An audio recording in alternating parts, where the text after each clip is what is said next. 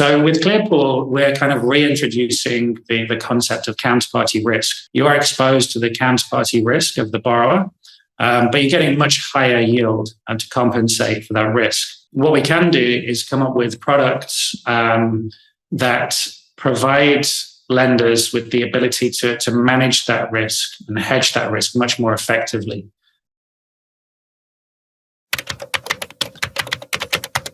My name is Robert Alcorn. I'm the co-founder and CEO of Clearpool. Clearpool is a decentralized marketplace for institutional liquidity in an unsecured lending environment. So what that basically means is that we have institutional borrowers that are whitelisted, onboarded onto Clearpool, and then essentially anybody can be a lender to that institution.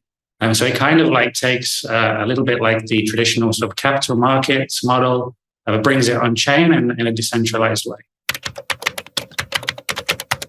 So myself and my co-founder are ex-colleagues. We used to work at a bank. About 4 years ago, he left the bank to found a digital asset custodian. I remained at the bank, but we kept in touch. I've had an interest in crypto since 2015. Last year, we were talking about DeFi, and we kind of identified a gap in the DeFi lending market. So basically, there's a lot of institutions in this space who need access to unsecured collateral. The only options for them at the time were sort of over-collateralized protocols like Compound and Aave. And this is a very inefficient use of capital for those guys. So I identified this gap in the market, and Alessio, my co-founder, and I came up with this idea for Clearpool, basically on the back of that demand for unsecured liquidity in DeFi lending. I think people look at DeFi as kind of potentially having this magic ability to remove risk.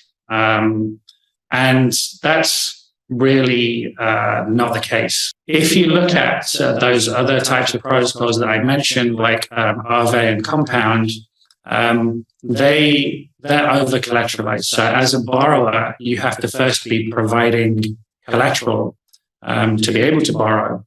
And the amount of collateral that you provide has to be maybe 2 or 3 times the amount that you want to borrow. As a lender into that protocol, you are protected by that collateral. But the interest rate that you receive is very low because, of course, it's oversecured, essentially. So with Clearpool, we're kind of reintroducing the concept of counterparty risk. You are exposed to the counterparty risk of the borrower, but you're getting much higher yield to compensate for that risk. What we can do is come up with products that provide lenders with the ability to manage that risk and hedge that risk much more effectively.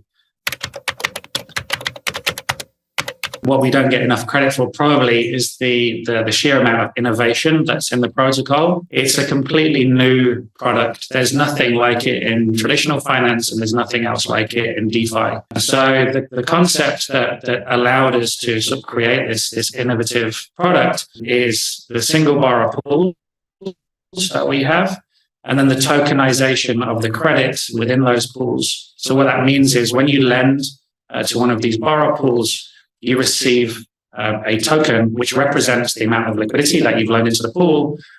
It also accrues the interest from the pool. It also represents the credit risk profile of the borrower. And this token really allows Clearpool to be super composable. So we can build lots of other things on top of. Another really innovative part of the protocol is the interest rate model. So each of those pools has an interest rate curve embedded within it. And it's that curve which determines the interest rate that the borrower will pay and the lenders will receive. So the way that works is that let's take a scenario where we have the borrower pool, single borrower. Let's say we have 100 different lenders into that pool, and there's $10 million of liquidity being supplied. Let's say the borrower draws down 8 million of that.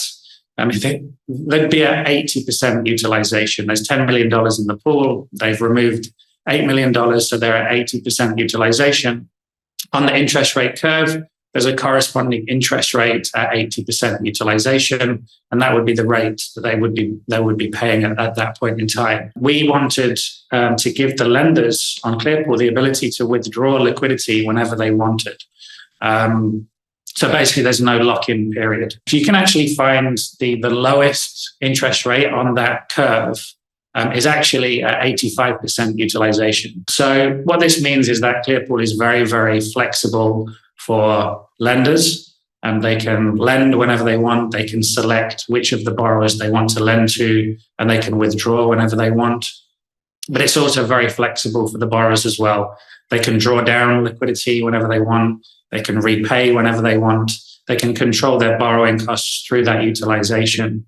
And also it gives the borrowers the ability to create their own credit risk profile in DeFi by having that single borrower pool that they manage themselves.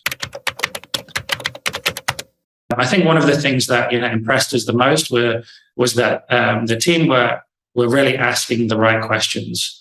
They weren't necessarily so focused on, who were the other investors, on our cap table. Everyone on the team has just been really, really helpful. This can be anything from, making introductions, but also showing an interest in what we're doing, giving us feedback on the product. So, their feedback, through designing and testing, it's almost more like they're an extension of our team rather than investor. I think that's something that has been really, really amazing for us to work with. Introducing us to other users of the product. Since we launched, we've actually delivered additional products as well. So one of those is Clearpool Oracles. So the Oracles are institutions who basically vote on the pricing for the interest rate curve that I mentioned. Use the technology to innovate a product which is at least 10 times better than the traditional incumbent. Quite often we see in DeFi founders taking a traditional financial concept and building that exact same thing on chain. And that will give you some improvements, but it won't be a big enough improvement to compel existing users of the traditional product to make the switch. The users of the existing product kind of have no option other than to switch, because the new version is just so much more efficient and probably much safer and easier to use. To really try to use the technology and to innovate something new rather than just replicate something old on chain.